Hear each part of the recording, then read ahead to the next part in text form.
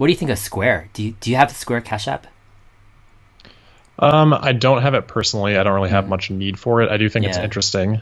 I also think Stripe is interesting, though I haven't necessarily yeah, looked into many of these companies specifically. hmm, But I do think the payments world is one of those areas where there's a ton of potential, and there's obviously going to be disruption happening in it. And like yeah, you said, there's a finite number of trillion-dollar market potential areas, and that's yeah, obviously one of them easily. yeah, So yeah. if I had to go in a direction, I think probably something in that arena would be where I would look first, I guess. Yeah, yeah, yeah. I was kind of discounting Square a bit because I'd done an initial kind of dive into them, and like it just seemed a little bit scattered. And I kind of as a developer, as a person in software, I kind of lean towards Stripe just because they execute so well. Um, but I decided to take a second look last week, and I started to just listen to about 5 or 10 of these Jack Dorsey interviews on Stripe and what kind of their vision and strategy is.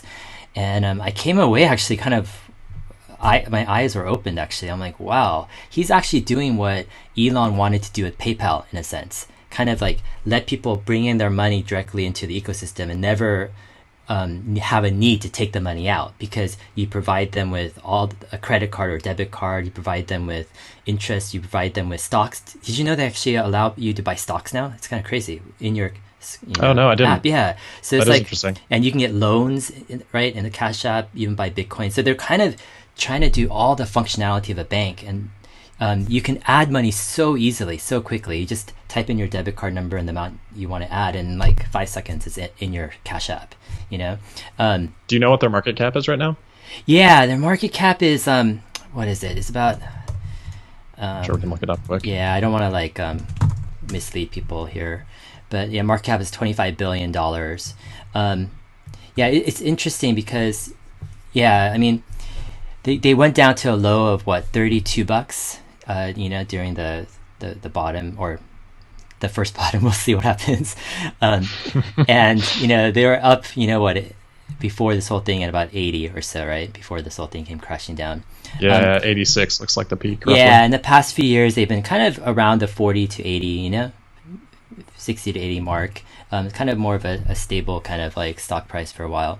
But yeah, I think the big thing with Square Cash or Square is um, that they're bringing on so many people into their Cash App so fast. It's like this viral thing right now, and they're able to monetize right now their people. I think it was like $30 a year per person per active user, but I think that's going to scale to like probably 60 to eventually $100 to $200 per user, right, on the Cash App. But this Cash App is one of the most popular apps in the App Store. It's so viral because everyone's just changing money, and so if they can actually monetize per user, and this Cash App, I think they're at 24 million users at the end of last year. But if they go up to 100, 200, 300, 400 million users, and they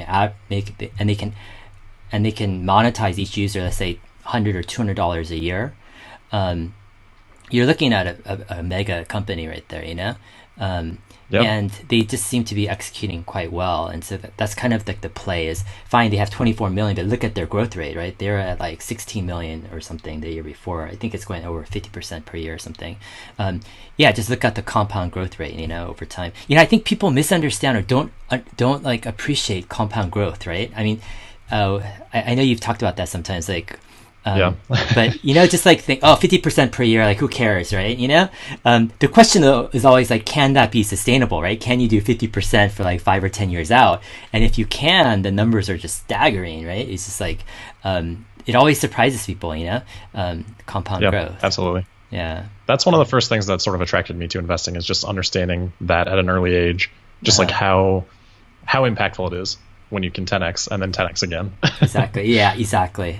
Yeah, I Yeah. did this thing for my wife about a year ago. I said, okay, if we did kind of, investing at a 25% annual growth rate, right, versus let's say 10%, like what would be the difference over 40 years? Like, That's a long it was time like too. it was like crazy billions and billions of dollars, right? It was just like ridiculous. Yeah.